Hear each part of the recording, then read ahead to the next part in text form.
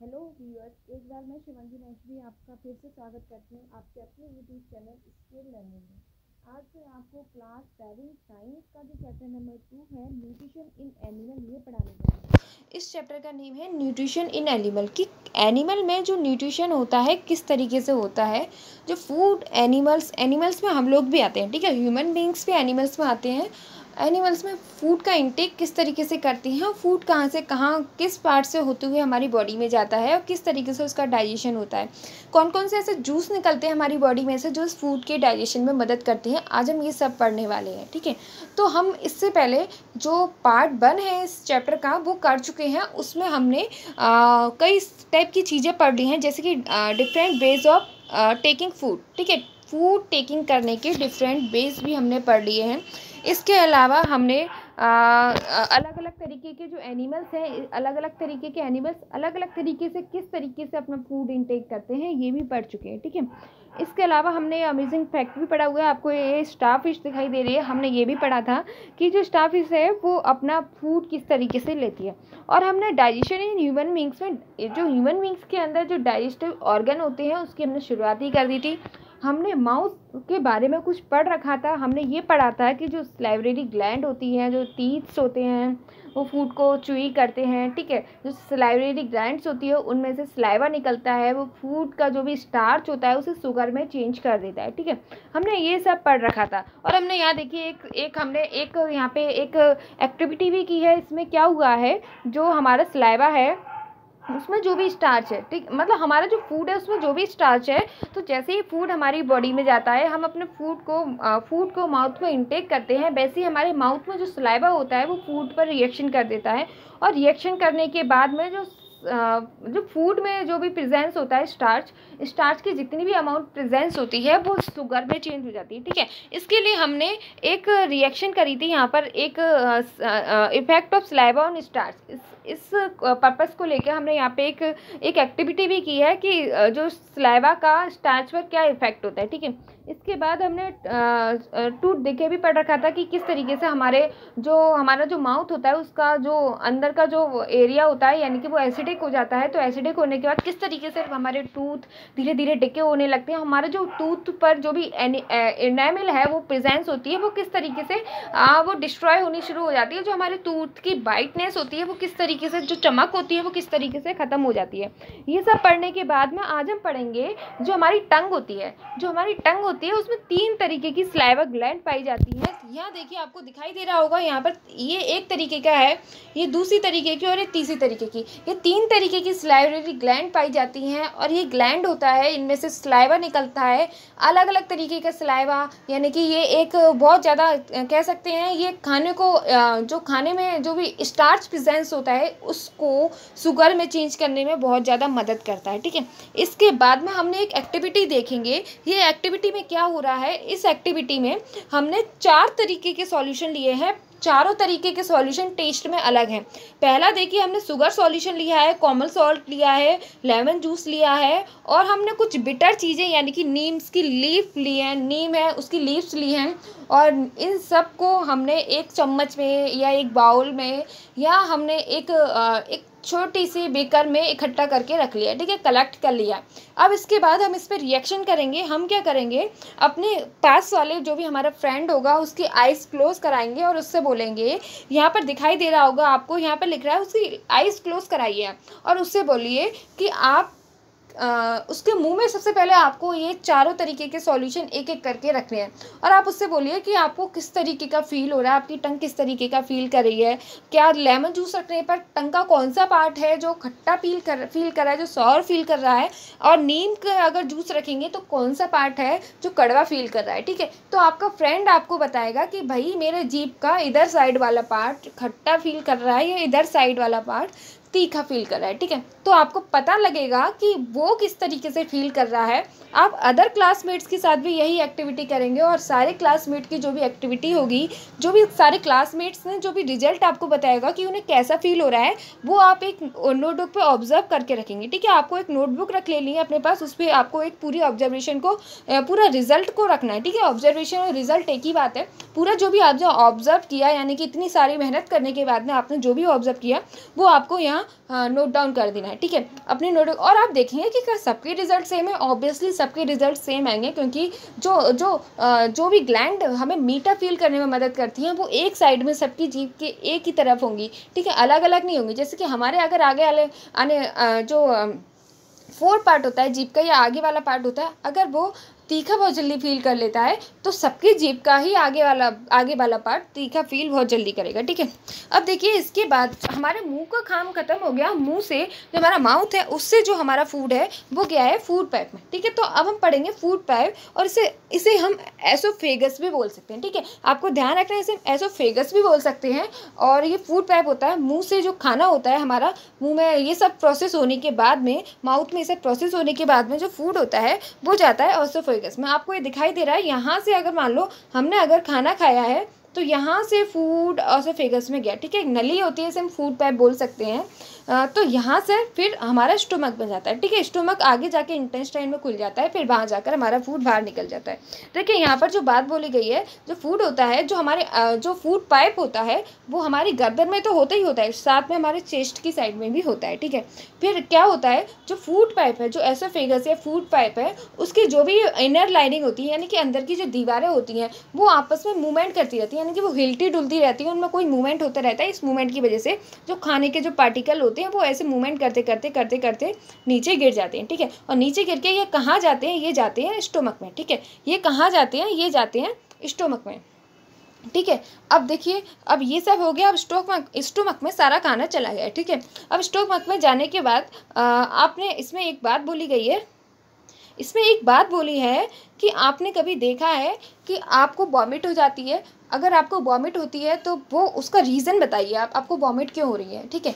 एक main reason है vomit होने का, वो स्टोमक है, वो फूड को एक्सेप्ट नहीं कर पा रहा है। स्टोमक फूड को एक्सेप्ट नहीं कर पा रहा है तो हमें वॉमिट हो जा रही है, ठीक है। अब स्टोमक फूड को एक्सेप्ट क्यों नहीं कर रहा है, उसके कई सारे रीज़न हो सकते हैं। या हो सकता है स्टोमक में पहले से इस तरीके का फूड है आपके स्टोमक में, आपने अभी थोड़ी देर पहले इस तरीके का खाना खाया है कि उसके बाद आपने जो दूसरी तरीके का खाना खाया है, दोनों वो एक दूसरे से कोई मेल जोल नहीं रखते हैं, और जो दोनों तरीके के खाने हैं वो मतलब एक दूसरे से रिएक्शन करके एक दूसरे को ख़राब कर देते हैं। जैसे कि अगर मैं दूध में नींबू डाल दूँ तो दूध फट जाएगा, और अगर मैं दूध के ऊपर शिकंजी पी लूँ तो भी क्या होगा, पेट में जाके, पहले अभी मैंने 1 मिनट पहले दूध पिया और 1 मिनट बाद में शिकंजी पी लूँ, नींबू की बहुत बढ़िया शिकंजी, तो वो क्या होगा, वो दूध होगा जो पेट में है वो तुरंत के तुरंत फट जाएगा, और हो सकता है हमें उल्टी हो जाए, या हमें कोई भी शिकायत हो सकती है, ठीक है। हमें वॉमिटिंग हो सकती है, कोई भी और शिकायत भी हो सकती है, वो डिपेंड करता है, ठीक है, आपने किस तरीके से लिया है। अगर आप लेट कर खाना खा रहे हैं तो हो सकता है आप स्टोमक उस टाइम एक्सेप्ट नहीं कर पा रहे हो,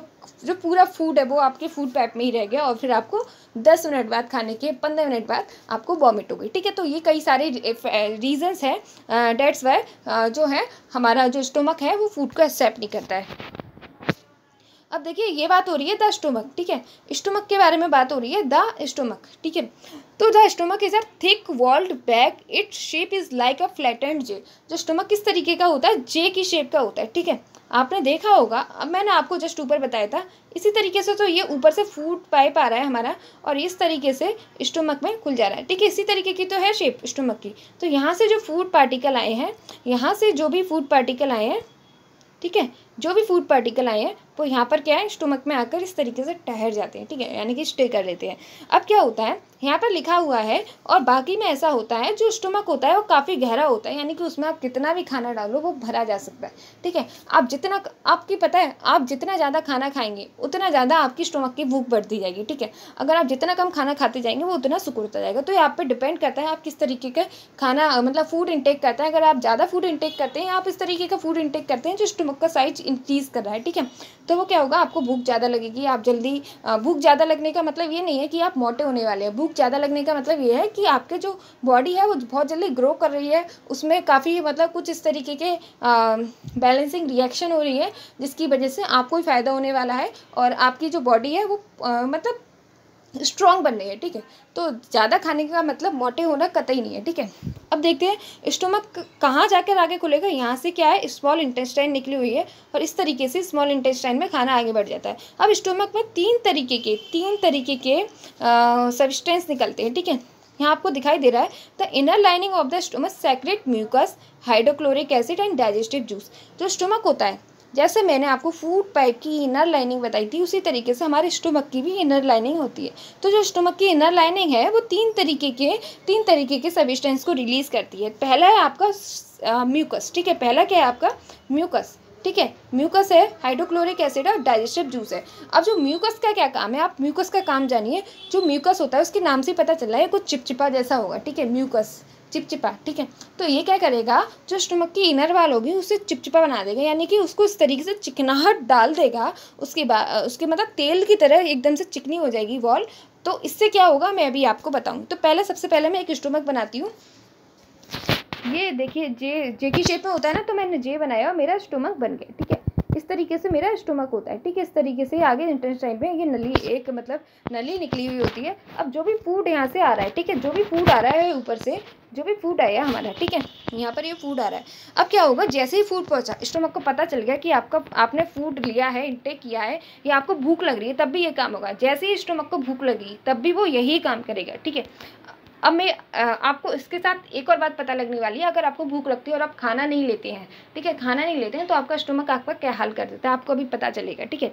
तो जो स्टोमक की इनर लाइनिंग है, ये इनर लाइनिंग यही तो होगी। देखिए ये इनर लाइनिंग है, इनर यानी कि अंदर वाली जो वॉल है, अंदर वाली जो दीवार है, वो क्या होगा, अंदर वाली दीवार है ना, तीन तरीके के सब्सटेंस को रिलीज करेंगी। पहला होगा आपका म्यूकस, दूसरा होगा हाइड्रोक्लोरिक एसिड और तीसरा होगा डाइजेस्टिव जूस। तो म्यूकस है, निकलते ही स्टोमक के चारों ओर इस तरीके से एक लेयर बना लेगा। सबसे पहले रिलीज होकर इस तरीके से एक लेयर बना लेगा, यानी कि एक मतलब प्रोटेक्टिव लेयर बना लेगा। स्टोमक को किसी भी चीज़ से डेंजर नहीं हो सकता इस लेयर के बाद, ठीक है। अब जो हाइड्रोक्लोरिक एसिड होता है, अगर आपने अपने स्कूल में देखा है, अगर आपको केमिस्ट्री लैब ले जाया गया है, तो हाइड्रोक्लोरिक एसिड क्या होता है, डेंजरस होता है, ठीक है, डेंजरस होता है। और हमारा स्टोमक है, हाइड्रोक्लोरिक एसिड यानी कि एक डेंजरस एसिड भी रिलीज़ कर रहा है, ठीक है।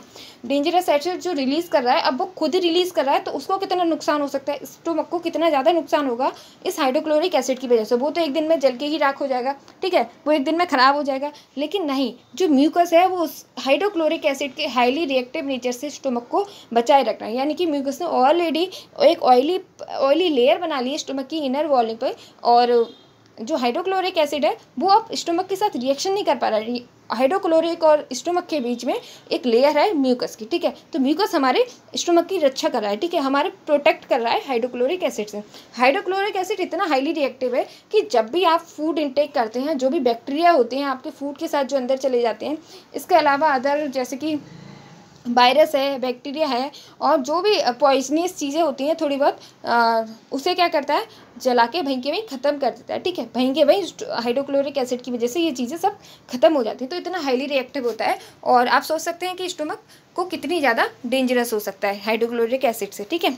और तीसरा क्या है, डाइजेस्टिव जूस। ये डाइजेस्टिव जूस है, यानी कि जो भी हमने फूड इंटेक किया है उसको डाइजेस्ट करने में ये भी मदद करेगा, ठीक है।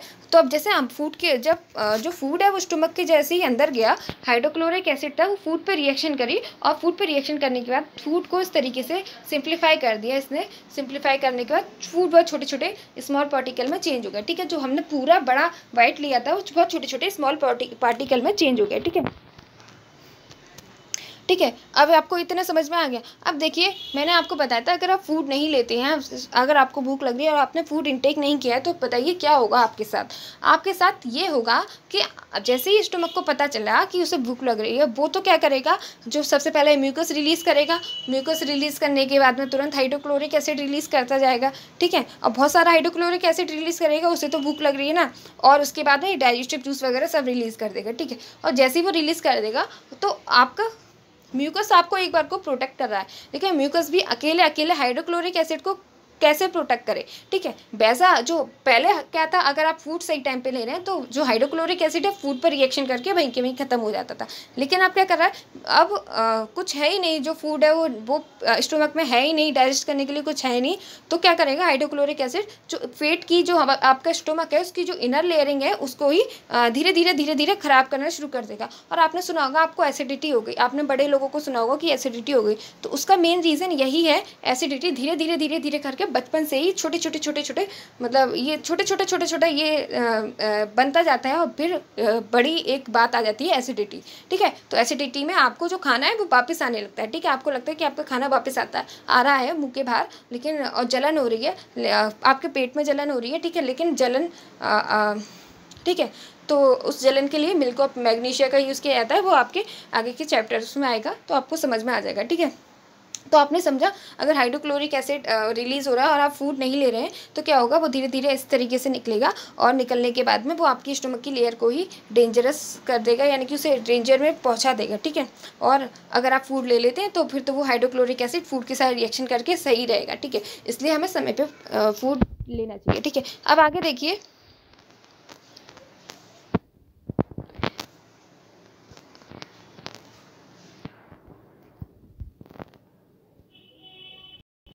जैसा कि अभी आपने देखा स्टमक से क्या निकल रहा है, हाइड्रोक्लोरिक एसिड निकल रहा है। तो आपने सुना कि एसिड है। ठीक है, एसिड है तो स्टमक का जो मीडियम होगा वो क्या होगा, एसिडिक होगा। ठीक है, क्योंकि स्टमक एसिड रिलीज कर रहा है इसलिए इसका मीडियम भी एसिडिक हो जाएगा। ठीक है, और जो एसिडिक मीडियम और डाइजेस्टिव जूस है वो सब मिलकर जो भी आपका जो भी आपने फूड इंटेक किया है उसमें जो भी आपकी प्रोटीन प्रेजेंस है, ठीक है, प्रोटीन जो भी आपकी प्रेजेंस है उसको सिंपलर सब्सटेंस में तोड़ देगा। ठीक है, तो जो भी स्टमक होगा, जो भी प्रोटीन वगैरह होगी इसको सिंपल सब्सटेंस में तोड़ देगा। ठीक है, जो स्टमक के अंदर से जो भी hydrochloric acid and digestive juice निकलेगा वो स्टमक में जो भी प्रोटीन आएगी, जो भी आप फूड लेंगे उसमें के साथ जो भी आप प्रोटीन ले रहे हैं उसको किस में चेंज कर देगा, सिंपलर सब्सटेंस, यानी कि बहुत छोटी छोटी सिंपल सब्सटेंस में चेंज कर देगा। देखिए प्रोटीन ना, प्रोटीन की जो स्ट्रक्चर होती है हाईली कॉम्प्लेक्स होती है। ठीक है, कार्बोहाइड्रेट है और ये फैट्स है, इनके मुकाबले हाईली कॉम्प्लेक्स होती है और प्रोटीन का डाइजेशन इतनी आसानी से नहीं हो सकता। ठीक है, प्रोटीन का डाइजेशन इतनी आसानी से नहीं हो सकता, उसके लिए ज़्यादा वक्त लगता है और उसके लिए ज़्यादा मेहनत लगती है स्टमक को। ठीक है, इसी वजह से हम कहते हैं कि हमें रात में सोने से पहले प्रोटीन इंटेक नहीं करनी चाहिए, बिकॉज अब हम लेट जाएंगे, हम वर्क नहीं करेंगे तो जो हमारी बॉडी है वो भी स्लो डाउन हो जाएगी। ठीक है, हम सो जाएंगे तो हमारी बॉडी भी स्लो डाउन हो जाएगी, तो उतनी अच्छी तरीके से वो डाइजेस्ट नहीं हो पाएगी और फिर वो ऐसे ही एक्सट्रैक्ट हो जाएगी। ठीक है, आगे देखिए यहाँ बोला जा रहा है स्मॉल इंटेस्टाइन के बारे में बात हो रही है। अब स्टमक से फूड कहाँ गया, स्मॉल इंटेस्टाइन में गया है। स्मॉल इंटेस्टाइन इस तरीके से मैगी लाइक स्ट्रक्चर होती है इसकी। ठीक है, इस तरीके से घूमी हुई होती है और काफ़ी लंबी होती है। यहाँ पे आपको दिखाया जा रहा है 7.5 मीटर लॉन्ग होती है स्मॉल इंटेस्टाइन। इस receive the secretion from the, देखिए जो भी हमारा स्टमक है उसने इतना काम कर दिया, अब क्या होगी, जो भी स्मॉल इंटेस्टाइन है उसमें तीन जगह से क्या आएगा, तीन जगह से चीज़ें आएंगी। क्या चीज़ें आएंगी ये मैं आपको बताऊंगी।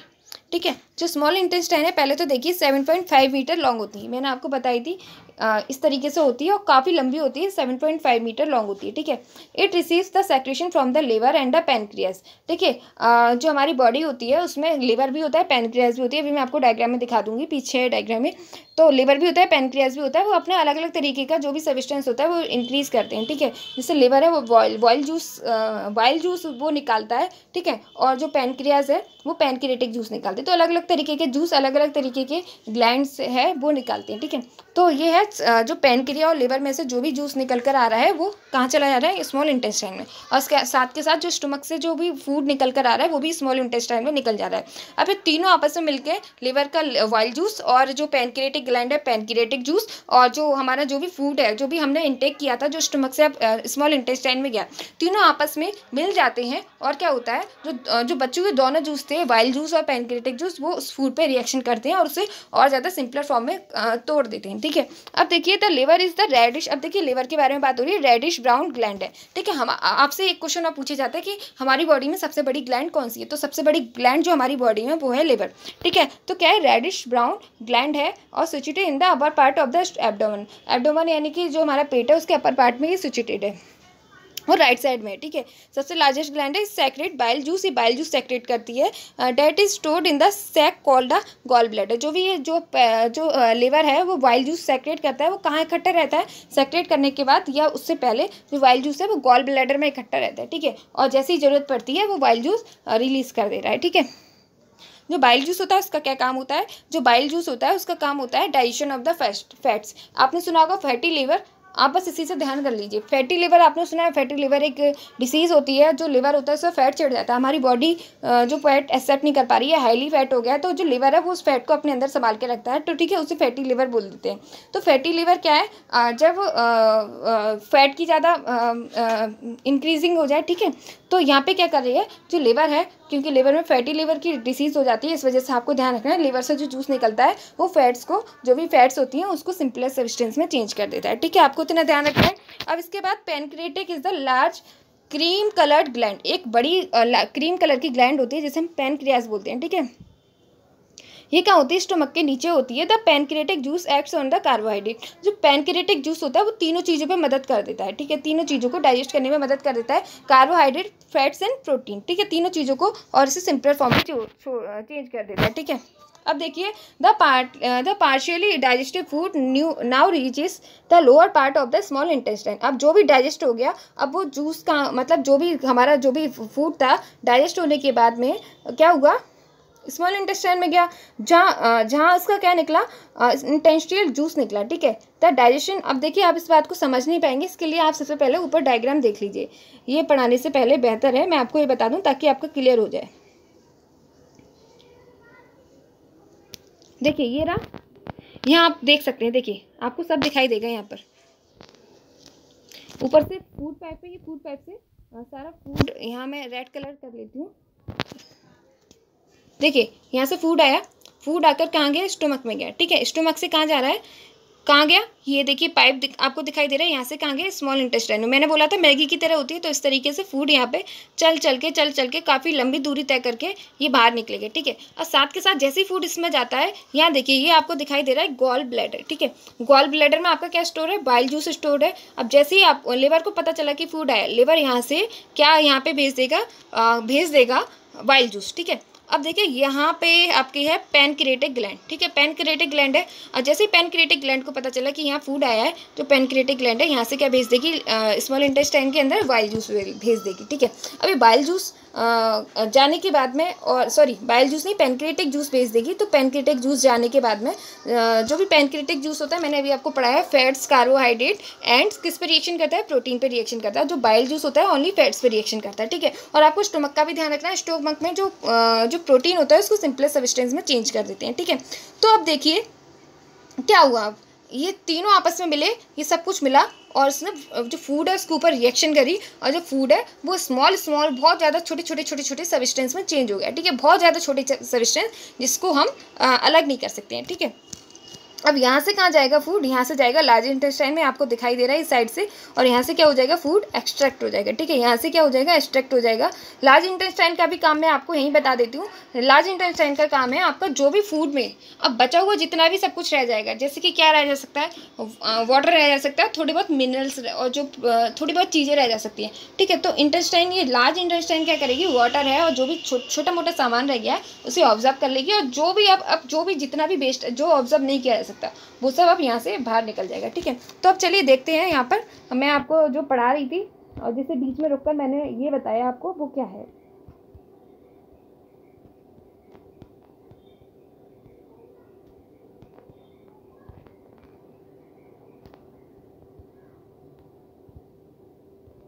अब क्या हुआ, जो पार्शियली डाइजेस्टेड फूड था, जैसे कि मैंने बता दिया, ये तो आपको पहले स्मॉल इंटेस्टाइन में पहुंचा है। अब इंटेस्टाइन से भी खुद का जूस निकलेगा, भाई सबका अपना अपना जूस है, तो इंटेस्टाइन का भी अपना जूस होगा, उसमें से इंटेस्टियल जूस निकलता है that complete the digestion of the all of the above component, ठीक है। अब क्या होगा, जितना भी डाइजेस्ट हो गया वो तो हो गया, अब बचा हुआ डाइजेशन क्या करेगा, इंटेस्टियल जूस करेगा, जो कि इंटेस्टाइन निकालेगी, ठीक है। The carbohydrate get broken into the simpler sugar, ठीक है। अब क्या होगा, जो कार्बोहाइड्रेट है इंटेस्टियल जूस से क्या होगा, जो भी कार्बोहाइड्रेट है वो किस में चेंज हो जाएगा, सिंपलर शुगर में चेंज हो जाएगा, ठीक है। जो भी कार्बोहाइड्रेट है वो सिंपलर शुगर में चेंज हो जाएगा, जैसे ग्लूकोज, ठीक है, सिंपलर शुगर की फॉर्म होती है ग्लूकोज, ठीक है। और जो फैट्स है इंटेस्टाइन में जाके किस में चेंज हो जाएगी, फैटी एसिड में, यानी कि ये एक तरीके का एसिड बन जाएगा, उसे हम क्या बोलेंगे, फैटी एसिड, ठीक है। और इसको हम बोल सकते हैं ग्लिसरॉल, जो आपके कॉस्मेटिक्स में जो आप ग्लिसरीन यूज़ करते हो थोड़ा थोड़ा उसी फॉर्म में होता है, ठीक है। एंड प्रोटीन किस में चेंज हो जानी है, एमिनो एसिड में, ठीक है। तो इंटेस्टाइन में ये सारी रिएक्शन होने के बाद में जो फैट्स है वो फैटी एसिड में, प्रोटीन है एमिनो एसिड में, और जो सिंपलर शुगर है वो जो कार्बोहाइड्रेट है वो सिंपलर शुगर है ग्लूकोज में चेंज हो जानी है, ठीक है। अब देखिए absorption in the small intestine, अब ये सब रिएक्शन होने के बाद में अब भाई हमने खा पी लिया, अब हमारे शरीर को लग रहा है ना, हम बोलते हैं उसके शरीर को लग नहीं रहा है, उसकी बॉडी को लग नहीं रहा है, पता नहीं क्यों नहीं लग रहा है, ठीक है। तो हमारे जो शरीर को लग रहा है, जैसे हमारा जो ब्लड है उसमें हाईली न्यूट्रिएंट ब्लड है हमारा, यानी कि उसमें सारे जितने भी न्यूट्रिएंट हैं उनकी कोई भी कमी नहीं है, सब फुल है, ठीक है। तो ये कैसे हुआ, जो भी हमने फूड इंटेक किया ये सब प्रोसेस हुआ, उसके बाद में जो इंटेस्टाइन है, ठीक है, स्मॉल इंटेस्टाइन है, वो फूड को ना एब्जॉर्ब भी कर लेती है। फूड को एब्जॉर्ब कैसे करती है, उसमें एक बिली लाइक स्ट्रक्चर होती है, ठीक है, बिली स्ट्रक्चर होती है, इस स्ट्रक्चर का नाम बिली है, ठीक है, जो कि फिंगर लाइक स्ट्रक्चर होती है। जैसे आपकी फिंगर्स होती है ना, ऐसी हमारी स्मॉल इंटेस्टाइन है, पूरी इंटेस्टाइन में इस तरीके से बिली बनी रहती है, ठीक है। तो ये बिली क्या करती है, जैसे फूड आता है, ठीक है, जैसे ही फूड डाइजेस्ट हुआ वो छोटे छोटे सब्सटेंस में चेंज हो गया, जैसे कि फैटी एसिड है, अमीनो एसिड है, प्रोटीन्स है, जो अमीनो एसिड में चेंज हो गया, फैटी एसिड और ग्लिसरॉल, ग्लूकोज, इन सबको क्या कर लेती है, ऐसे फिंगर से एब्जॉर्ब कर लेती है और कहाँ भेज देती है, हमारी नसों में भेज देती है, ठीक है। और नसों से वो नस तो हमारे नस से तो ब्लड जाता है, और जो हमारे जो भी आर्टरीज और इन सब में से तो ब्लड जाता है, ठीक है। तो जो ब्लड है वो फुल बॉडी में चला जाता है, क्योंकि जो हमारा ब्लड तो पूरी बॉडी में ही जाता है, तो आर्टरीज हमारी पूरी बॉडी में ब्लड ले जाती है, और ऐसे पूरी बॉडी फुली न्यूट्रिएंट हो जाती है, पूरी बॉडी को जो भी न्यूट्रिशन की ज़रूरत होती है वो कंप्लीट होती रहती है, ठीक है। तो इस तरीके से जो बिली है, जो स्मॉल इंटेस्टाइन में जो बिली लाइक स्ट्रक्चर है, वो फूड को मतलब खींचने में मदद कर रही है अंदर की तरफ, ठीक है। जो फूड में जो भी मिनरल, जो भी सब्सटेंस निकले, उसको अंदर की तरफ खींच के बॉडी में पहुंचाने में मदद करिए, ठीक है।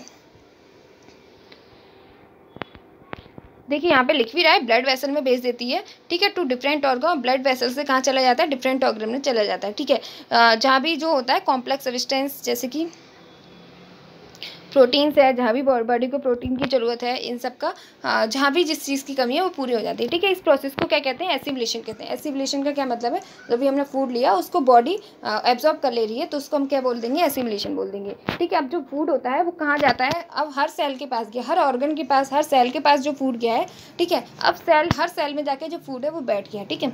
अब मतलब जो मिनरल्स थे, जो प्रोटीन्स थी, जो चेंज होकर रह गई थी, फैटी एसिड्स थे, वो सब चेंज होकर अब सेल्स में बैठ गए, ठीक है। अब क्या होगा, हमने ऊपर से ली ऑक्सीजन, ठीक है, हमने सांस ली, हमने जैसे ही सांस ली, ब्रीथ ली या इनहेल किया, तो क्या होगा, जो भी ग्लूकोज है, जो सेल्स के अंदर बैठा हुआ ग्लूकोज है, वो ब्रेक डाउन हो जाएगा, ठीक है, ऑक्सीजन की हेल्प से, ठीक है। और ब्रेक डाउन होकर जो ग्लूकोज है उसमें से कार्बन डाइऑक्साइड रिलीज हो जाएगी, वाटर रिलीज हो जाएगा और एनर्जी रिलीज हो जाएगी, ठीक है। 3 चीज़ें रिलीज होंगी सेल्स के अंदर। जैसे ग्लूकोज जाकर बैठेगा, हम इनहेल करेंगे या ऑक्सीजन लेंगे, तो जो हमारी जो ग्लूकोज है वो carbon dioxide, water and energy को रिलीज कर देगा। एनर्जी को तो हम यूज़ कर लेंगे, वाटर को भी हम यूज़ कर लेंगे, जो कार्बन डाइऑक्साइड है हमारे लंग्स उसमें बाहर फेंक देंगे, ठीक है, बाहर निकाल देंगे, ठीक है। इस तरीके से जो भी the food that remains undigest, अब जो भी फूड अनडाइजेस्ट रह गया, अनऑब्जर्व रह गया, वो कहाँ चला जाता है, लार्ज इंटेस्टाइन में चला जाता है। लार्ज इंटेस्टाइन का क्या काम है, मैंने आपको बता दिया, ये स्मॉल इंटेस्टाइन से छोटी होती है, दोनों का नाम अपोजिट है। स्मॉल वाला बड़ी होती है, जो स्मॉल इंटेस्टाइन होती है वो बड़ी होती है, जो लार्ज इंटेस्टाइन होती है वो छोटी होती है, ठीक है। ये 1.5 मीटर की होती है लेंथ में। इसका फंक्शन क्या होता है, इसका फंक्शन होता है जो भी वाटर है, सम सॉल्ट्स हैं, जैसे अनडाइजेस्ट फूड है, उसको क्या करना है, जो भी मतलब जो भी बचा कुछ सामान है उसे एब्जॉर्ब कर लेना है, ठीक है। अब जो रिमेनिंग, अब जो ऐसा सामान है जो बिल्कुल ही वेस्ट है, जिसको वो एब्जॉर्ब कर ही नहीं सकती है, उसको रेक्टम में भेज देती है, ठीक है। अब वो रेक्टम में जाके सेमी सॉलिड की फॉर्म में हो जाता है और कहाँ निकल जाता है, उसका एगेशन हो जाता है, ठीक है, यानी कि वो बाहर निकल जाता है, ठीक है। इस तरीके से टाइम टू टाइम उसे बाहर निकालती रहती है। Digestion in grass eating animals है, हमने अपना जो ह्यूमन बींग्स का डाइजेशन था वो तो इसी वीडियो में कंप्लीट कर लिया है। अब हमारा रह गया है digestion in grass eating animals. तो digestion in grass eating animals है इस चैप्टर में। तो जैसे कि ये देखिए, आप अमीबा है और जो काऊ है वो किस तरीके से ईट कर रही है, किस तरीके से उसका डाइजेशन हो रहा है, ये हम नेक्स्ट वीडियो में पढ़ेंगे। और इसके अलावा हमने एक एक्टिविटी शायद छोड़ी हुई है, ये देखिए, ये हमने छोड़ा हुआ है, ये भी हम नेक्स्ट वीडियो में देखेंगे, ठीक है। तो चलिए अब विदा लेते हैं आपसे। और अगर आपको पसंद आता है तो प्लीज़ लाइक करके ज़रूर जाइएगा और चैनल को सब्सक्राइब ज़रूर कीजिएगा और शेयर ज़रूर कीजिएगा अपने फ्रेंड्स के साथ, क्योंकि अगर हम मेहनत करें तो अगर हमारी मेहनत को अगर आप सब्सक्राइब करके हमें बढ़ावा दे सकते हैं तो हमें बहुत खुशी मिलेगी। चलिए, thank you for watching this video, thank you so much.